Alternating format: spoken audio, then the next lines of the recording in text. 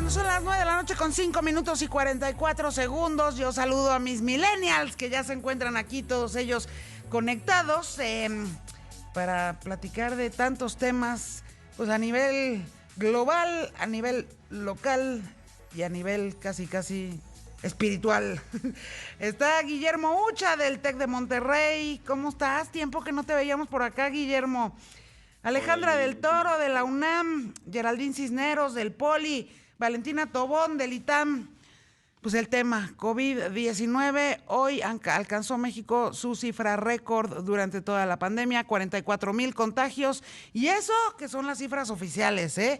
O sea, porque si nos fuéramos a las que, y hay mucha escasez de pruebas, o sea, ya hemos visto en el mío y en todos los noticieros de México imágenes de las filas interminables para poder tener acceso a una prueba de coronavirus, y así, aún así, con todo y la escasez, aún así, con todo y la no disponibilidad, la escasez incluso de pruebas gratuitas en toda la República Mexicana, lo cierto es que aún así, insisto, estamos en 44,000 contagios, lo cual no es por ponerse sospechosistas, pero pensaríamos que al menos el doble de mexicanos y mexicanas está contagiado, ¿no?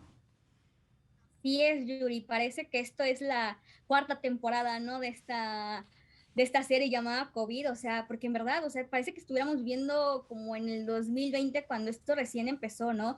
Y ha generado también muchísimo pánico, ¿no? Porque obviamente vemos, como tú lo acabas de comentar, esta alza en números de contagios, las filas inmensas para poderse hacer la prueba COVID, como, pues sí, o sea, en algunos lados ya no hay, se van a formar desde las 7, digo, perdón, desde las 4 de la mañana hasta tales horas para que ni alcancen ninguna ficha para poderse hacer la prueba COVID. Y obviamente existe el pánico entre la población, ¿no? Porque a lo mejor ahora ya es más cotidiano y común ver hasta incluso un amigo, ¿no? Simplemente uno de nuestros millennials, que es nuestro queridísimo Dylan, pues tiene COVID. Entonces, un fuerte abrazo para él. Te Y mandamos pues muchos besos, Dylan.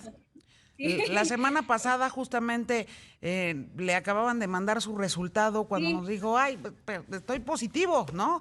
Afortunadamente a quienes ya han recibido su dosis completa o su ciclo completo de vacunación, la buena noticia es que efectivamente te protege muchísimo de terminar en el hospital o, peor aún, tocamos madera, ¿no? En el Camposanto.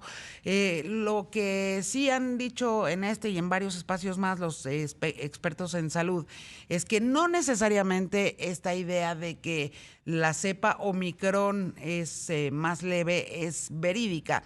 Lo que sí es que la importante cantidad de personas que ya se han vacunado, eso hace que les den síntomas mucho más leves y que efectivamente no se trata de una cepa que se aloja en los pulmones, ¿no? O sea, se aloja más bien en la parte superior de las vías respiratorias. Entonces, ojo, no quiere decir ni que sea más leve.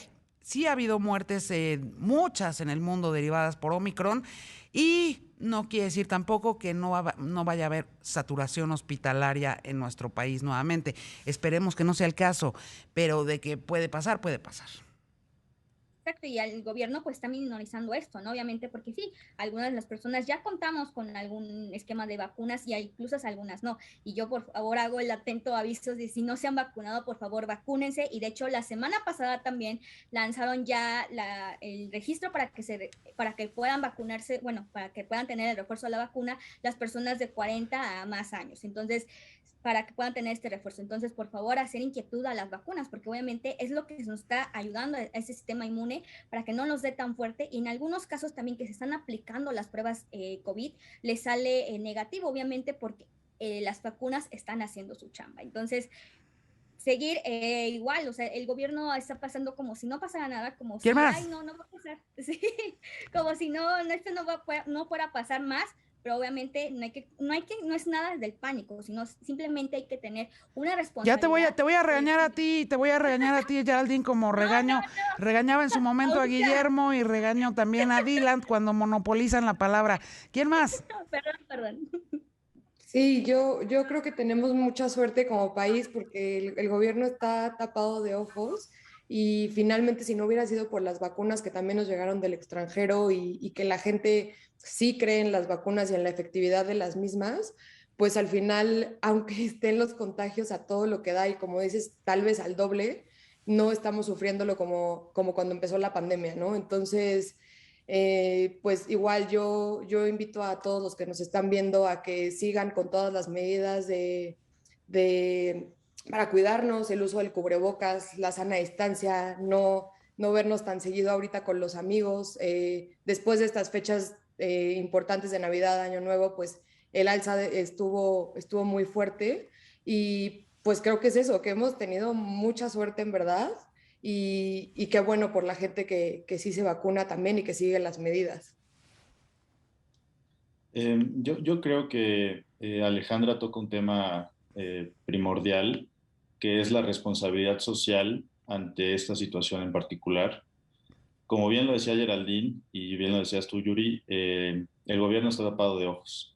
Y yo creo que desgraciadamente la combinación de la ignorancia gubernamental sumada ahora al egoísmo social son las principales causantes de las cientos de miles de muertes que hay de mexicanas y mexicanos por el COVID. Y yo creo que ya vimos, ya después de casi 2 años de estar en la pandemia, o bueno, de vivir esta enfermedad, que el gobierno no va a cambiar su política sanitaria, ¿no? Si es que podemos llamarle así.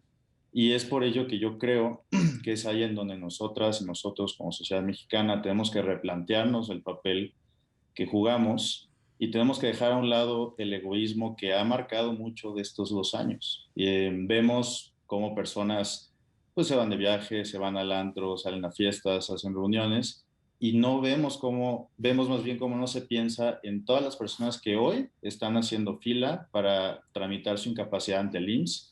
No vemos en las personas que no tienen ese acceso a la salud, a la atención médica necesaria. Entonces yo creo que sí tenemos que girar a un lado hacia lo que no hemos estado haciendo y pensar más en todas las personas. Sí, yo coincido con Guillermo y con Alejandra en dos cosas. Primero, en que tenemos mucha suerte y también, sobre todo, de tener una cultura de vacunación que pues venía construyéndose por años y que las personas realmente, la mayoría, aunque obviamente hay personas que no, confían en las vacunas y en general en las personas que los ponen. A muchos de nosotros nos tocó que nos pusieran vacunas en las escuelas, etcétera.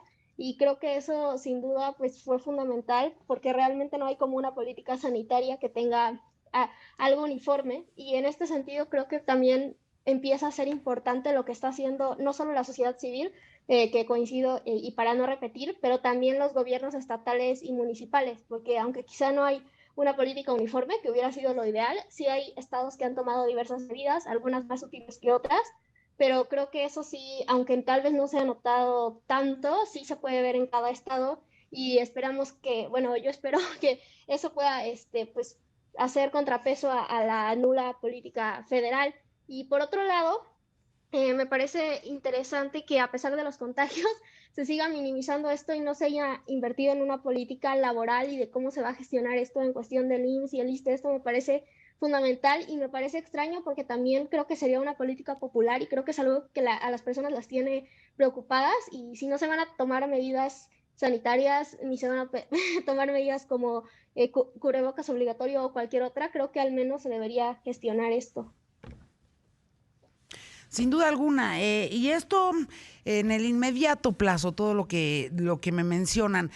A mí me preocupa que se declare ya, y está ocurriendo en muchísimos países del mundo, que una vez que baje la curva de Omicron, cosa que no ha ocurrido, ojo, no ha ocurrido en ningún otro país que no sea Sudáfrica. Solo ha ocurrido en Sudáfrica que la curva de contagios de Omicron ha descendido. En ningún otro país, nada, ningún europeo, ni en Estados Unidos, en ningún otro país va para abajo la curva de Omicron.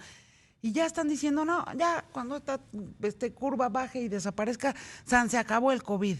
Híjole, me parece precipitado, ingenuo e incluso irresponsable, porque ya estamos viendo el surgimiento de otras cepas, el Deltacron, el IHU en Francia, ahora el ¿cómo le pusieron al que es así como Influvid, ¿no? Que es influenza y COVID. O sea, ya, Flurona, gracias. Lo cierto es que el virus no ha parado de mutar y empezar a cantar el fin de la pandemia me parece peligrosísimo, ¿no? Sí, o sea, creo que cuando empezó esto en el 2020, decíamos que en el 2022 esto ya se iba a regularizar, ¿no? Pero no contábamos obviamente con todo que esto iba a evolucionar, ni las cepas, ni nada. Entonces, pues, pues yo creo que no, yo creo que este año todavía seguiremos a lo mejor algunos trabajando en casa, con restricciones y estando en la nueva normalidad. Sí, o sea, yo nada más quería agregar que pues obviamente el COVID llegó para quedarse, todavía falta mucho para el fin de la pandemia, tenemos que aprender a vivir con ella, sin embargo hay que actuar con muchísima responsabilidad, o sea, hacer el llamado de que aunque el gobierno federal no esté tomando los cuidados necesarios, nosotros como sociedad tenemos que ser mucho más responsables que el propio gobierno y seguir cuidándonos y siendo responsables en nuestra sociedad y en el día a día. Vamos a ir a la pausa, millennials. Regresamos con ustedes. Son las 9 de la noche con 16 minutos, 33 segundos. Vuelvo.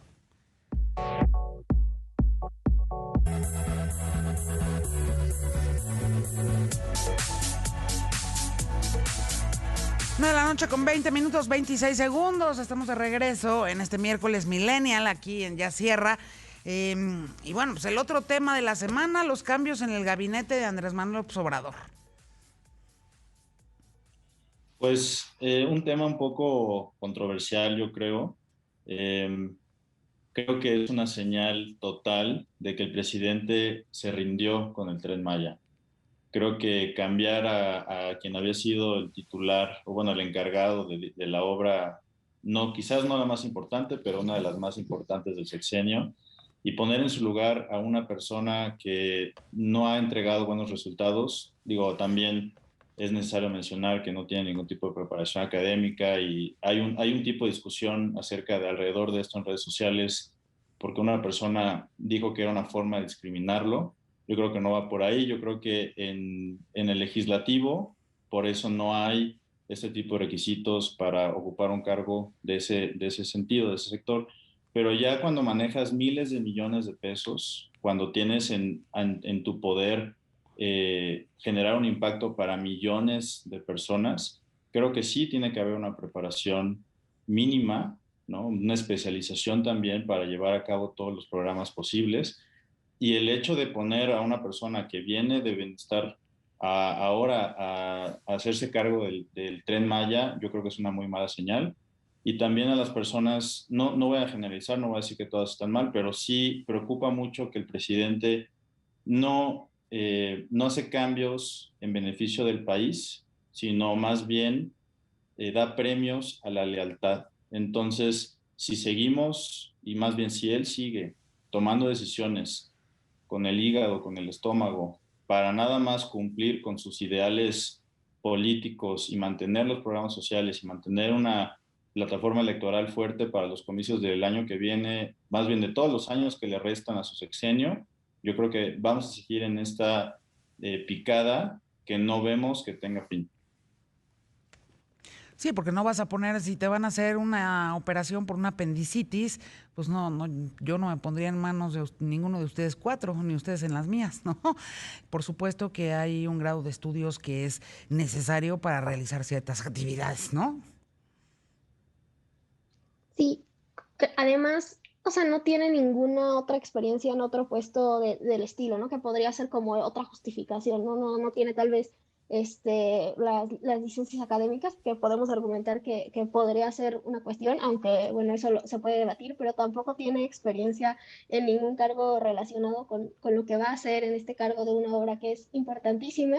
Y es extraño porque no solo es importantísimo por el dinero que se está invirtiendo, como decía Guillermo, sino también para el presidente. Entonces, no sé, a mí me da la sensación de que es una cuestión de visibilizar pues a una persona justo y premiar la lealtad más allá de estrategia. No sé si ya se rindió con el Tren Maya, pero sí al menos este cambio no está como muy dirigido a tal cual beneficiar la obra, yo considero. Y en este sentido también el cambio de la Secretaría de Bienestar creo que va en el mismo sentido de una cuestión electoral. Tienen muchos programas que son muy visibles, que son clientelares, y sí me parece pues curioso, sobre todo porque vemos que casi nadie quedó fuera, solo fueron cambios pues entre ellos mismos y entre los mismos puestos, y pues esto sí deja ver pues a quién tal vez le quiere dar más contacto con las personas y más visibilidad política para pues las próximas elecciones, tanto en un año como en dos.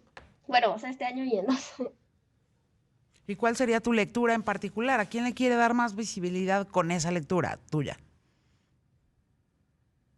Pues definitivamente los que han sido más leales, él mismo ha dicho que Javier May es como su hermano, es algo que ha dicho, y pues con Ariana Montiel no me queda claro, con el único que ha trabajado es con Marcelo Ebrard, pero no me queda claro con lo demás que ha hecho que eso es lo que quiere hacer, entonces quizá es ella misma la que va a tener alguna cosa de importancia. Yo creo que pronto lo vamos a explicar, sobre todo porque me parece que el programa Sembrando Vida sí es así fundamental para estar en contacto pues, con gran parte del padrón electoral de Morena.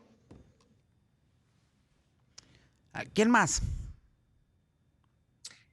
Pues igual estoy de acuerdo con lo que ha dicho Guillermo y Valentina, obviamente, o sea, no estoy en contra de los cambios, o sea, los cambios creo que son buenos, o sea, siempre y cuando la gente que esté en el puesto sea la más capacitada, ¿no? O sea, con lo mismo que tú dices, Yuriria, pues hay que tener a gente capacitada, gente que sepa el puesto que está ocupando, que es al final algo que se ve muy desorganizado, no es subjetivo, no es objetivo, perdón, entonces al final pareciera como favoritismos, etcétera, entonces creo que la verdad, pues, o sea, López Obrador apostó por un cambio, apostó por ya cero corrupción, ya no hay favoritismos, ya no hay dedazos, y aún así lo seguimos viendo después de 3 años, ¿no? O sea, yo creo que ya también la sociedad está un poquito desesperada y decepcionada, que aunque tal vez no sepan de estos cambios, porque probablemente la población en general no sepa bien de estos cambios en el gabinete o no les interese tanto, la realidad es que repercute enormemente en la sociedad y tenemos que estar al pendiente de las decisiones que toma el gobierno federal, ¿no? Entonces creo que sí es algo serio y es un problema grande que sigamos teniendo este tipo de conversaciones. Sí, o sea, yo concuerdo con todos mis compañeros y en verdad, yo sé que yo no sé de fútbol, pero la verdad, este gabinete ha tenido más cambios que la selección mexicana en cualquier partido. O sea, la verdad, llevamos 3 años de este gabinete y son cambios tras cambios, tras cambios, tras cambios, pero como dicen, no hay ningún cambio.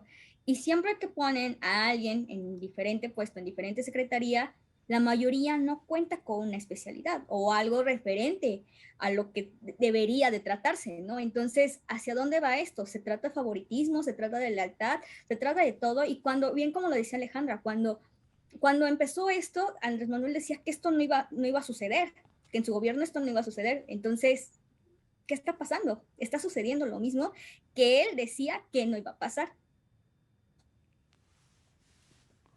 Mira, yo creo que se ha hablado mucho de cambio y siempre se usa esa palabra cuando hablamos de muchas de las que realiza el presidente. Y tenemos que recordar que el cambio, la palabra cambio no es sinónimo de progreso. Y yo creo que si algo tiene que cambiar en la sociedad, en el sistema político mexicano, es esta idea de la figura omnipotente, omnipresente del presidente mexicano. Y digo presidente porque todavía no han habido presidentas. Ojalá ya haya ese cambio también. Entonces, tenemos esta idea de que cada 6 años va a venir una persona diferente a cambiarnos, no a salvarnos, y no va por ahí. Tenemos que ver más hacia el que el poder se comparte, y se comparte no entre cuates, no entre amistades, no entre el mismo grupo político de la persona que llega, sino se tiene que compartir con el pueblo, la sociedad, con la ciudadanía, ¿no? Y es ese cambio que tiene que haber un cambio de idea, un cambio social, en donde dejemos de ver y buscar, ¿no?, esa figura paternalista, machista, ¿no?, como el diseño de la sociedad mexicana, y buscar algo más en donde todas y todos podamos contribuir hacia lo que en verdad necesita el país. Y mientras sigamos viendo este tipo de actitudes y acciones por parte de esa persona y esa figura paternalista, omnipotente que es hoy el presidente, vamos a seguir yendo hacia un camino que nos va a tomar mucho tiempo reconstruir cuando este sexenio acabe.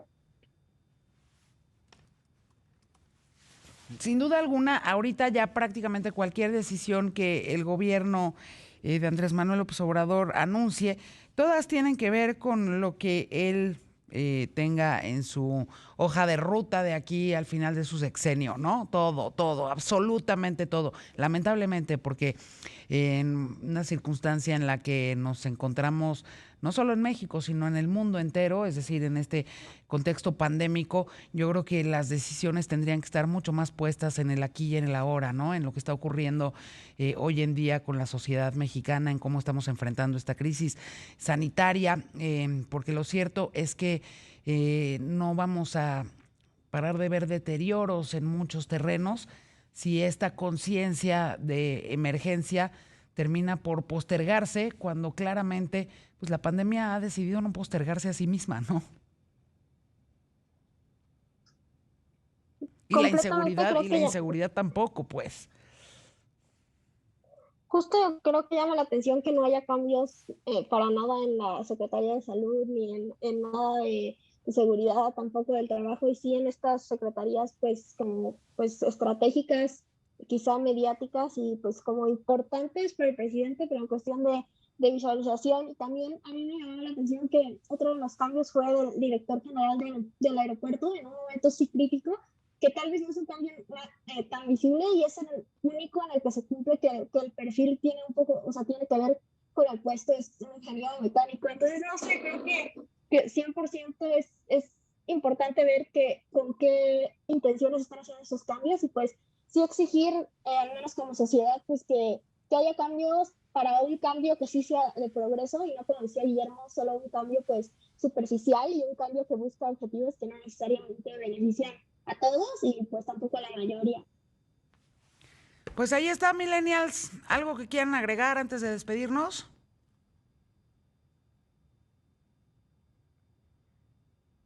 Ay, qué calladitos. Pues que nos sigamos cuidando, yo creo, que principalmente que nos sigamos cuidando, que quienes tienen la posibilidad de vacunarse y de ya ponerse la tercera vacuna, que lo hagan, que también pensemos en las personas que no tienen los mismos privilegios que nosotros y que tratemos pues de no ser tan egoístas, ¿no? Es lo que yo trataría de compartir. Pues muy bien, gracias a los 4, les mando un abrazo fuerte, no los había visto a ustedes en este arranque del 2022, por lo tanto les deseo a los 4 un muy feliz año nuevo, todavía se vale. Igualmente, Yuri, muchas gracias. Gracias, Yuri.